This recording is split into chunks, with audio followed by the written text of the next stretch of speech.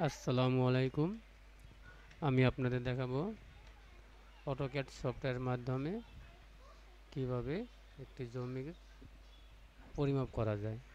এজন্য আমরা প্রথমে ওপেন করছি AutoCAD software 2007 file open.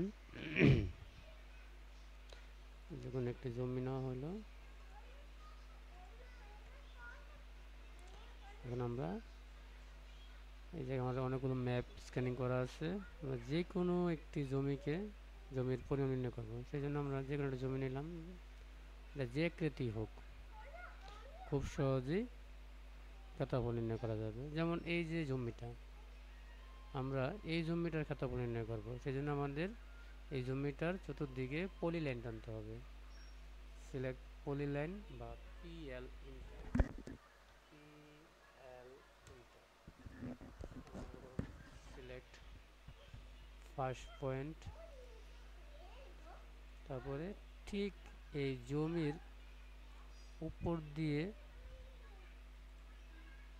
Polyline টানতে হবে। খেয়াল রাখতে হবে যেন এই পলিলাইনগুলো যেন জমির মাছ দাগের ঠিক মাছ বরাবর হয়, তাহলে আমাদের ক্ষেত্রফলটা সঠিকভাবে নির্ণয় হবে।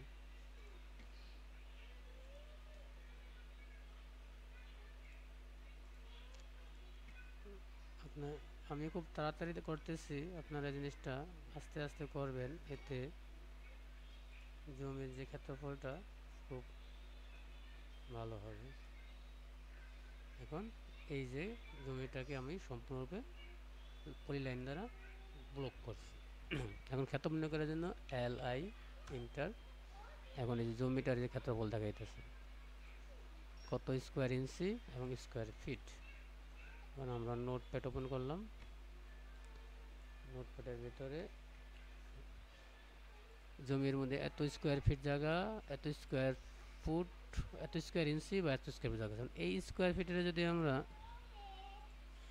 ভাগ করি 435.6 দ্বারা, তাইলে আমাদের পাওয়া যাবে শতাংশ ভাগ 435.6 সমান, অর্থাৎ 72.26 শতাংশ জায়গা আছে।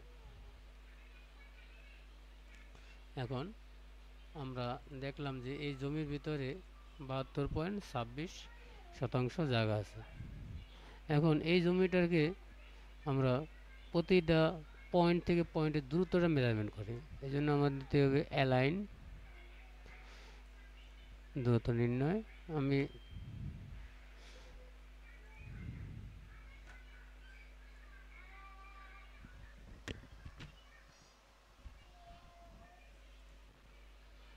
বিভিন্ন পয়েন্টের থেকে এই পয়েন্ট থেকে এই পয়েন্টের দূরত্ব কত,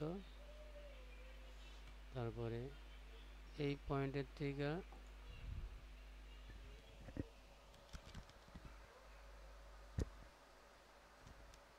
এই পয়েন্ট থেকে এই পয়েন্টের দূরত্ব কত, এই পয়েন্ট থেকে এই পয়েন্টের দূরত্ব, এই পয়েন্ট থেকে এই পয়েন্টের দূরত্ব, এই পয়েন্ট থেকে এই পয়েন্ট থেকে এই পয়েন্টের দূরত্ব, এই জায়গা থেকে এই জায়গার থেকে সরাসরি দূরত্ব, এই জায়গা থেকে সরাসরি।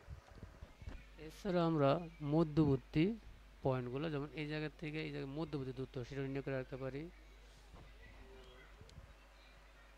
এই জায়গা থেকে এই জায়গার দূরত্ব, এই জায়গা থেকে এই জায়গার দূরত্ব, এগুলো আমরা মাইকটা সরাসরিভাবে হিসাব করে নেব।